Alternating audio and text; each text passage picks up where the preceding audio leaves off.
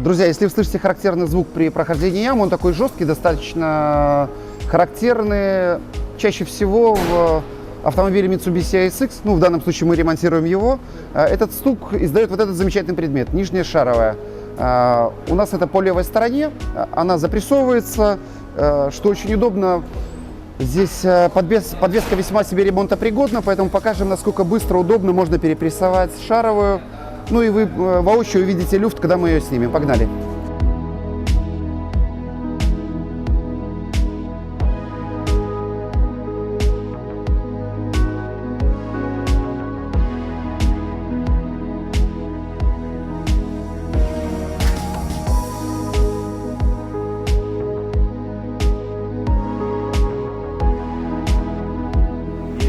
В разрезе вставляем отверточку, делаем, а потом, если болт не откручивается, гоняем туда-сюда.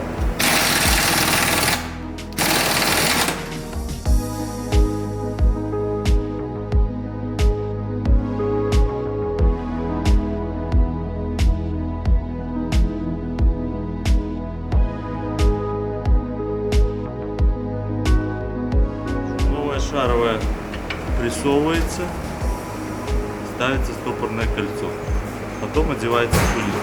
Все. Проверяйте наличие смазки.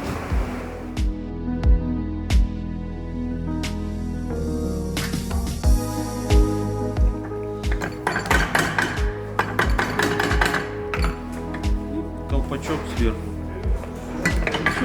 Все готово. Изначально мы хотели поменять только нижнюю шаровую нижнего рычага. Последовательность действий. Вы убираете сначала пластик, который закрывает вам доступ к двум точкам крепления рычага. Откручиваете шаровую. В ЦАПе есть специальная прорезь, куда ее расклиниваете. Шаровая уходит вниз. Далее откручиваете задний сайлентблок крепления и передний. Чаще всего в моменте ремонта этот болт откручивается прекрасно, этот болт откручивается плохо. Поэтому поступательными движениями вперед-назад мы его разрабатываем и после этого только выходим. После снятия рычага у нас обнаружилось, это не было видно, человек на это не жаловался, трещины на заднем сайлентблоке нижнего рычага. Мы его также поменяем. Еще бывает очень важный нюанс, о чем вас можно предостеречь. Если у вас стоит не оригинальный рычаг, а вы заказываете шаровую по оригинальному партномеру, у вас может оказаться крепление шаровой в рычаге несколько иным.